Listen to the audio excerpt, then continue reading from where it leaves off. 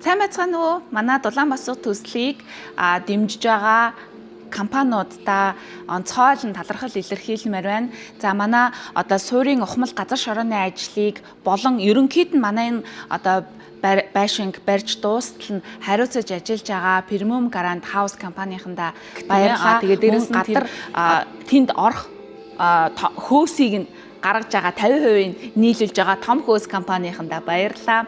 За өчигдөр бид нар бол одоо мөнх сайхан захиралтай Remicon компани ханта болол уулзсан. Тэгээд 30 метр куб газар одоо юм юу байгаа юм бэ лээ. Суурьнд орох бетон зурмаг. Тэгээд тэрний маань бүгднийг манай компани хариуцаж ажилланаа, гаргаад өгөө гэж ийм сайхан мэдээг бол биднэрт хэлсэн. Тэгээд танаа хаан бүлтэй айллаа. 5 6 лаа. Ээжтэйгээ амьдардаг. 4 хүүхэдтэйгээ ингээд өргөдөл голсон ээж байгаа. За. Тэгээд инженерийн тооцоогоор метр кубыг гаргаад хэдүүлээ тэгээд зорилгоо тодорхойлоод явах болох байхаа, тийм ээ. Тэгээд танаа хамт олонд маш их баярлалаа. За дээрэс нь бүр ахаад ингээ манайх одоо ийм компаниудтай хамтраад ажиллаж байгаа ажлууд бол байгаа. Тэндээсээ үлдсэн юмнууд байвал танаа одоо энэ хүү төсөлд бол хандуулж болно гэж ийм сайхан гоё мэдээ дуулгасан. Тэгээд өчтөржөнгөө л баг инээгээл ингээд явлаа.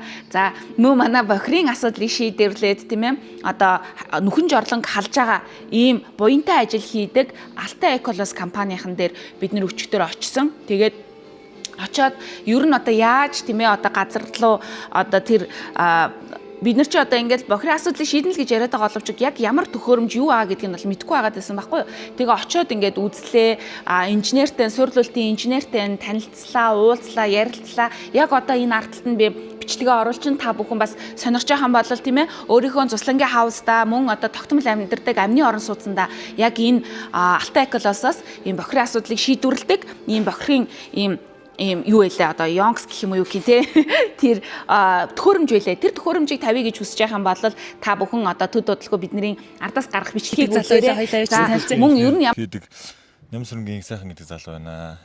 Өсөс сөдөл холболтын инженер.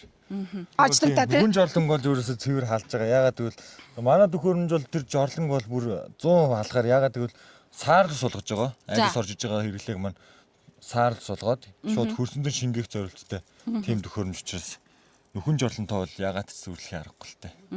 Саарл ус болгоно гэдэг юм. Тэр нь яаж болох юм? За манайх төхөөрөмж нь ажиллагаатай. За.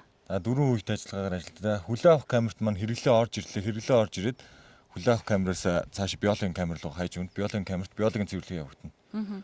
Биологийн цэвэрлэгээ явагдсныхан дараагаар айлаас орж ирсэн хэрэглээ дийлээд ирэнгүүт ажиллагааны үр маань доошоо буугаад лагийн камераар тодорхой хэмжээний ялгарсан лагийн камер руугаа лагийн шаланкаараа ялгаад өгчнө. Саарлсны сав руугаа ялгаад өөр төр мэдэрч хүүхдийн насаас барьдаад өгчнө тэнд. Тэр насаас маань хүүр нь өргөдөнгүүд шууд саарлсаа шахацдаг гэсэн. Ерөөсөө ямар ч хүний юу оролцоо байхгүй. Өөрөө 100% төхөөрөмж. Яг өөрөөгөө л ингээд ашиглаад цэвэрлээд яаж байдаг. Байнгын хэрэглээг хүн байхгүй хэрэглээ хийхгүй байсан ч гэсэн хэрэглээгээ солиод ажиллаж байдаг гэсэн үг. Устганы систем. Яг одоо тэр чинь ингээд ногоо могоогоо услахаар нөгөө юу байхгүй болохгүй хэдэн хувь нэр тэр одоо бактериуд нустдаг. Юунд? Одоо энэ цаарл усан дотор байгаа тий. Одоо энэ бохирын бидний бааш хийх гэдэг шүү дээ. Бактери нь 98%. 98%. Өдөр чи бараг байхгүй. Одоо нөгөө 98% саарл болно гэсэн. Ер нь бол тэрний дотор бас бактери байгаа л да. Тэгэхээр бактери маань байгаль дээр хэрэгтэй бактери. За. Тэгээд бордоо маягаар болж байгаа юм. Бордоо маягаар. Устганы системд бол. Тэгэхээр тэрийг юу яах юм бэ? Ногоо могонд ашиглаж болох юм байна. Энэ саарл усаа. Саарл ус нь ер нь яг мэдээж хэрэглэнээс шалтгаалх байх. Хэрэг хугацаанд дүүхүү гэж юу? Ер нь бол тэрийг өөрсдөө одоо нэг газараа ярилцаад яг ямар маягаар ашиглах гэдгийг ярилцаад энэс гадна одоо энэ шингэлт удаагаас гадна устганы систем нь хоёр дэшин салаадад авчдаг байхгүй. Тэгээд шингэлт удаагаа устганы системээр ашиглах үедээ шингэлт удаагаа явсан шугамны хэсгийг хаагаад энэ устганы системээр ашиглах тэр шугамаа нэгээд тэнгуү тэрлэг усаа шахаж гэсэн үг. Тэгээд тэнгуү тэнднээс дүүрээд байна тийм. Тэгэхээр одоо яг энэ голцон дотор ултай голцон ихгүй бол энэ голцон дотор усыг бол хүлээгээд услна гэдэг бол хэцүү. Доош шингэлж байгаа учраас тийм.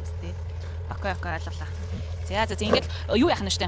Ногоо могоогоо усалчихна штэ. Цэцгээ усалчихна штэ. Тэгээд цэцгээ усалж байгаа дахиад нөгөө усын тэндээс зөвхөн үзээрэй. За мөн ер нь ямар учиртай яадаг юм бол гээд бид нэр одоо хөрснөө бохирдол, гүний бохирдол дээр бол анхаарал хандуулах цаг ирсэн. Яадаг юм бол бид нэр гэр хороололд амьдрахтаа тий 20 жил болоод нэг нүхэн жорлоо ухдаг. Дараагийн жилд нь ахаал нэг хажуу талд нь ухдаг тий тэрний дарига булаад ахаал энэ талд нь ухдаг. Зарим айлууд чинь ингээд урдаа 3 4 жорлонтой олцсон. Хүүхдүүд нь бөмбөгөө явуулчих гэхээр жорлон руу гүйжчихэд идэг тий. Тэгээ нөгөө бааш чинь доошогоо ингээд одоо нэвчсээр агаад хөрсөө гүн рүүгээ одоо тэгээ хөрсөнд байгаа хөрсний усыг хүртэл бохирдуулаад тэндээс одоо худаг гаргаж байгаа хүмүүс чинь нөгөө нэг бааш шээснүүд чинь нийлцэн усаар ингээд одоо хэрэглээндээ хэрэглээд ингээд өвчин арилахгүй байгаа шүү дээ. Тэгэхээр манай энэ төслийн гол зорилго бол нүхэн жорлон хална. Бүгдээр нүхэн жорлон гэдэг имийг ерөөсөө одоо дэлхийн нийтээрээ тэрийг байхгүй болгочихсон байхад чинь манад ингээд хаасаагүй ашиглаад те Монгол улсын талаас илүү хувийн амьдарч байгаа Улаанбаатар хотын 70% гэр хороолт байна. Тэгэхээр 70% гэр хорооллын айлууд нь бүгдээрээ нүхэн жорлонтой байх юм бол бид нэр одоо тий мөнхийн энэ өвчлөл энэ одоо тий халдварт өвчнгүүд чинь тарсан хിവэрэл байгаад байх болно. Тэгэхээр бид нэр энэ дэр нөгөө шүүмжлэл төр засаг хийх билгүүгээс суугаад байхаас илүү ийм шийдлээ тийм байна. Энэ нь тийм ч айхтар үнд төрөлсөй бас биш юм байна. Шийдвэрлэж болдгийм байна гэдгийг бас сурталчлан таниулж байгаа. Энэ одоо Дулаанбасаг төслийн бас нэгэн зорилго юм байгаа юм шүү. Ганцхан бас яг тий нэг ээжид ингээ байшин бариад манай энэ төсөл бол зогсохгүй өргөлжлүүлээд бүгдээрээ хашаандаа хотын стандартаар амьдардаг болёо.